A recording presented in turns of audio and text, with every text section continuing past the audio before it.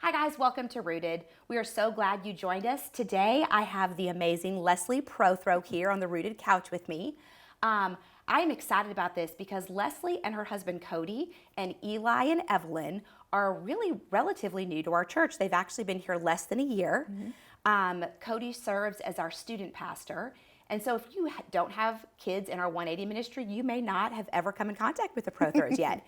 And so we are so glad that Leslie came and is going to kind of just tell you a little about her family and her life before coming to ministry, before coming to Wichita Falls, and then now that they're here. So Leslie, thank you for joining me here. I know that it's going to be such a treat for people to get to know you, and we have been looking for a student pastor for so long, and when Cody, the Lord brought you guys to our church, it was such a gift and such an encouragement to us as a staff, because we have been praying for someone to fill that role for so long. So we are glad that Cody was the one.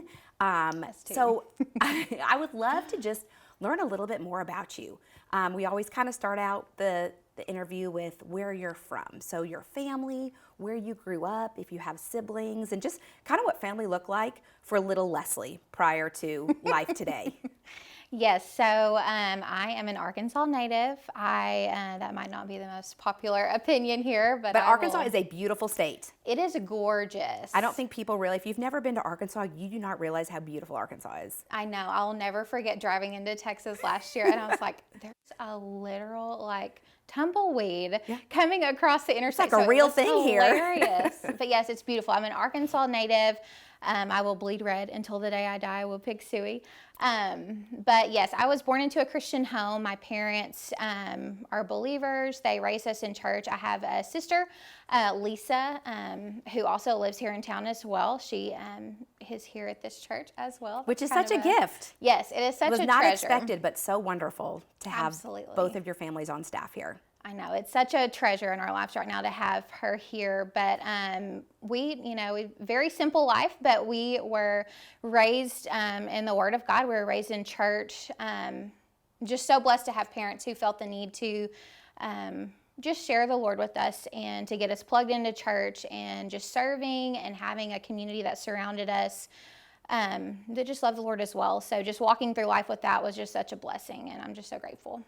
And I loved you talked a little bit about one of your early mentors, somebody in your life that really made a mark for you. And it wasn't actually somebody that was genetically related to you, right? Yes. But you affectionately call me Ma. Yes. So if you'll just kind of share a little bit about the role that she played in your life growing up. Absolutely. So after I was born, my mom actually went back to work when I was 4 weeks old. So the pastor and his wife in our church, she actually stayed home.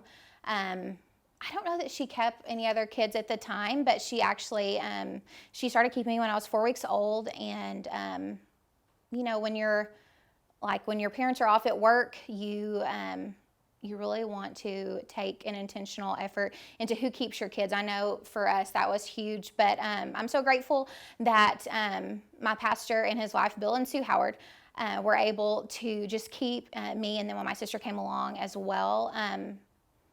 My parents worked longer hours, so we spent all day. Sometimes we would stay over and sleep because we just loved it so much. But she was one who really just took me alongside of her in all that she did. She was a very vital role in her husband's ministry at our church. So they always make jokes, even when I talk to her today about, I drug you to the funeral homes and to the nursing homes and the hospitals and to different conferences and vacation Bible schools. So it was just really neat. It was all I knew really from an early age, and still to this day I'll call her. I called her a couple of weeks ago and we talked for an hour and a half, and it's always so nice just to reflect back on the time that we had with her and just being so grateful for the influence that she played in my life, and just now in ministry, just getting to look back in the example that they set for us. So that was just that's awesome. Such an amazing, God's providence. We talk about it so often where we just go, this just happened to happen. But yes. Here we have you kind of growing up in a godly family, and then during the times that your parents were at work, you got to grow up in a Christian pastor's home to kind of see what that was going to be like. Of course, you had no idea that you would eventually become a pastor's wife, but just how God just used that in your life to just be a good example and to walk along people who were authentic in their relationship with the Lord. I mean, that you couldn't have planned it better. But I think that's why we always talk about God's ways really are so much higher than our ways, and they are good. So I think you can definitely see that in your life. Well, so then take us kind of through the process of meeting Cody and where he was in life and kind of how that all happened. And then you've got a great story about when you had a good conversation with your dad. Yes. So Cody and I met, it was in I think September, maybe a little earlier, in 2008. I had just graduated high school. Cody earlier that year had actually enlisted in the Air Force. So he had gone through basic training that summer, and we were actually working at the same place, and we met one another. Kind of went out on a date on a dare. Because those are the best ways to start a relationship, on a dare. It was perfect. I was like, oh, we'll take that bet. But we went out, and I remember coming home that first night, got in bed with my parents in the middle of it, and I was like, I'm going to marry that man. But anyways, we started dating in September. Fast forward a few months. He had to leave on all his tech school training for the Air Force. He started out in Biloxi, Mississippi, and spent some months there, and then in turn actually came here to Wichita Falls. And so that was in the spring and summer of 2009. So it was just kind of cool. I'll never forget this church parking lot down here. My father-in-law and I actually at the time came and brought Cody his truck when they were allowed to actually leave base. And at the time, our Tom actually brought us to the church parking lot. It was like, you have arrived in Wichita Falls. So it was just neat. Look at all these full circle moments. I mean, who would have ever known, fast forward however many years now, over 10 years, and now you're back, and this is your home. I know it. That's crazy. I love it. But it was so neat because, there for a while, all we knew was long distance. So it really got us, gave us a chance just to get to know each other better. I think a little over a year later, things had gotten kind of serious. And so I'd always knew Cody to be a believer. But when he sat down to actually ask my dad to marry me, I think he kind of had that realization that the profession of faith that he had claimed to make when he was younger just really did not have the true heart transformation behind it. So it was just neat just to see him come to know the Lord. And what an encouragement. I mean, because what you told me, part of this story is when your dad was saying, I'm so glad that you are a godly man, Cody, Absolutely. that you were going to lead my daughter in the ways of the Lord. And here's Cody going, am I a godly man? And just, so one, your dad being a wise caretaker of his daughter and wanting you to, live in a home that pursues the Lord. Absolutely. And then Cody being man enough to go, wait a minute, that's what I want, but that's not what I have. Absolutely. And so the fact that your dad was able to bring him to Christ. It was just a sweet moment. I'll never forget getting the phone call and just getting to see him walk through that, and then to see the literal 180 transformation in his life, and just to see him walk, in ways where he thought he knew the Lord, but just to see him have this burning fire in his heart and just wanting to share the Lord with everybody that he came in contact. I'll never forget him having this gift Bible, one of those like white King James. Oh yeah, the ones that we all have, but no one really reads because we can't even understand it. It was perfect. I'll never forget him carrying that around work in his back pocket, and just anyone that he came in contact with. So it was just really kind of neat for me to see that. It really impressed upon my heart that the Lord was saying, Leslie, this fire that you have had for me, like, it has grown cold, and I need you to turn back. And for you to, not that, things were going wrong, but just that you just kind of have become numb to church and our faith and things like that. So it was very purposeful, I know, in my life that the Lord used him and just his faith and his fire for the Lord. And then fast forward a little longer, he was actually in school to become a mechanical engineer. In college, right? Yes, absolutely. So still in the Air Force, he's in college in Arkansas, and he was in school to be a mechanical engineer. And I'll never forget, it was 2 weeks before we got married. He had been meeting a lot with our pastor at the time and our student pastor at the church.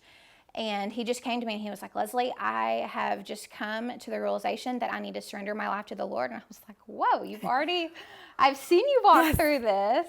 This is another step. Absolutely. And he was like, no, like, my life needs to be spent serving the Lord in vocational ministry. And I don't know what that looks like, and I don't know how we're going to do this, but this is what I'm going to do. And it was such a cool full circle moment for me, because when I was 15, I actually surrendered my life to ministry as well. I had just felt the Lord just place a call on my heart, and I have no doubt in my mind that, just like you said, like, things don't just happen.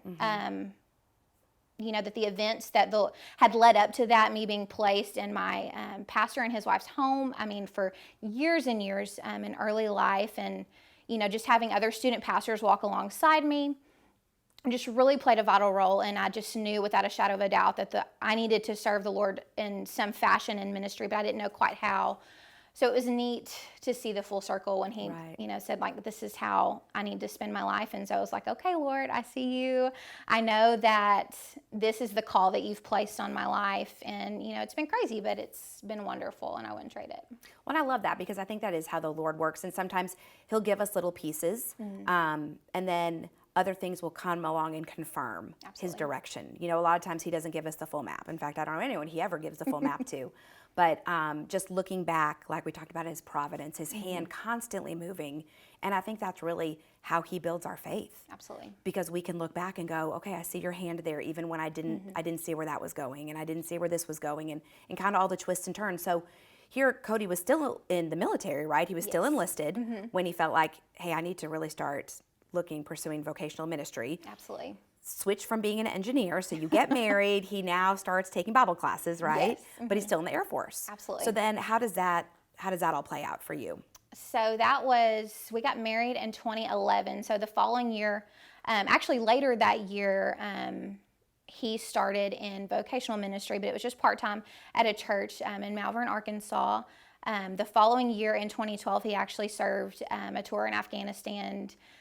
We had a small youth group at the time, but it was interesting because I was the one who had to lead it in the time where he was gone. So that was interesting to see the Lord teach and grow me through that, and just, assisting him while he was gone.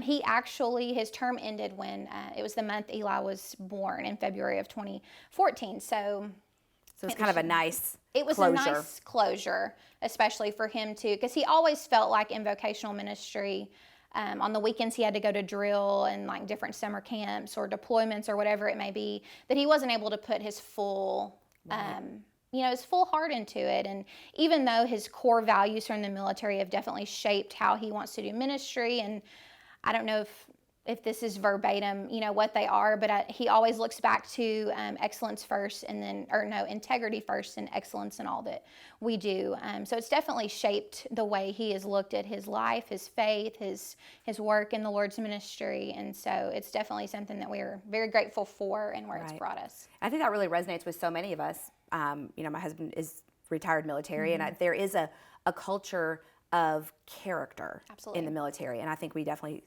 I think that was identified as one of the main things that really drew our leadership to Cody, because he had that picture and that character of military matched with ministry and matched with walking this excellence and this integrity out every day. So, so then after he got back and you had Eli, you're still in Arkansas, because this is the first time you've ever lived outside of Arkansas. Absolutely. Is that right? Okay. Yes. So then, tell us about the next church that you served in, because that was another full circle moment, wasn't it? It really was. So the church where I grew up in, that we got married in, that he got baptized in, they actually called him and were just like, hey, we need a student pastor. And we just it was one of those like pinch yourselves kind of moments, because it was so sweet. And just to see how the Lord worked and brought that back to a full circle for us to get to come there and serve. And just serve the people who have loved us and who helped teach us and grow us. And it was just so wonderful just to have that full circle moment. Which is great, because I think there would be other people in ministry that would not want to go back to their home church. Yes. So I think that actually shows too the authenticity of that church. Absolutely. And the relationships that you had there. Because of course we know no church is perfect. Absolutely. But the fact that you had a real call and a heart to go back to your home church, I think is really sweet. And then you were at Cross Church in Arkansas. Yes, we were at Cross Church, and then the Lord called us here, and we are so grateful. And it's been, we've never really, I don't think, been afraid to move. We've just always said, Lord, this is your story. We're going to follow you wherever wherever you want us and do whatever you have for us. So we've just really enjoyed the church here and the people and how they welcomed us. So then where did Evelyn come in on this story? So Evelyn, yes. So we were... Which I have to just remember for Evelyn has the most beautiful blue eyes, although I don't think she really likes me, because when I see her down on the buggy on Sunday mornings pre-COVID and we'd be pushing, I'm like, Evelyn! She would look at me and then she'd look away. She would not make eye contact, but she is beautiful. Of course, Eli's very handsome, but Evelyn is beautiful. So where did she come into the story? So she, right before we moved to Cross Church, when we moved to Cross Church, I was 7 or 8 months pregnant. Okay. But it was kind of neat because when we moved to Cross Church, I actually found the doctor that delivered Eli actually had moved up to Northwest Arkansas. How so crazy. I had the same doctor deliver both of my kids. So it was wonderful. So yes, that was in April of 2018 that we had her, and she has kept us kicking ever since. Absolutely. She has a lot of sass. She does. She really does. Oh my goodness. And Eli, you guys, I hope we'll get a chance to meet him and get to know him. He is so intelligent. So intelligent. He's like talking to a man a little bit. The very first time, in fact, I think it was our welcome time, and I got to hang out with him. And I mean, he was having full up conversations. I mean, he's incredible. So I'm sure. Thank you. What is it like to be staying at home with him right now? Because I know that's kind of what where you wanted to land as far as where you are in this season of life. Absolutely. It's such a dream. And just to know that like the Lord had placed a calling on my life to serve him in ministry, and I get to do that every day with my husband, whether it's just making sure that he has what he needs at home to do ministry outside of our walls. It's to be with my kids and just to get the chance to have that intentional time like I talked about before, just to be the ones and be hands-on with them and to mold them and shape them and to point them to Jesus in all that we do. It's just been a dream, and I couldn't imagine doing anything else right now, really. Yeah, well, I'm so glad, and I think it's great that you have the opportunity to do that. So we had a couple random funny questions that I think would just be fun for people to know about you. So we had asked funny questions like, if you had to clean one thing, if it was your desk, if it was your car, or it was your room, which would you clean first, desk, car, room? Definitely the desk, because that is where my day starts. And it's not my desk, it's Cody's desk. But you're married, it's yours together. Absolutely, it is one. But I keep my planners, my Bible, my notebook, Bible study books, whatever, all there. So that's where the day begins, and absolutely, just to have that neat and in order, and just to start my day. Start that organization. Absolutely. See, it's funny because for me, it's a car. Nothing in my house is, especially right now when I'm watching everyone who says, oh, I have nothing else to clean. I'm like, come to my house. We have a lot to clean. Let me help you. Yes, our house is in complete disarray, but if I cannot handle having a messy car. Yes. And it just, every time I get in the car and there's anything out of order in my car, it just puts me over the edge. So it's so funny, isn't it? Just the different go-tos we have. Absolutely. Okay, then another funny question we asked was, if you were on a desert island, who would you choose? And I actually loved your answer because I thought it was so sweet. I think it really is a testament to your relationship. So who would it be if you had to spend time on a deserted island? My husband, by far.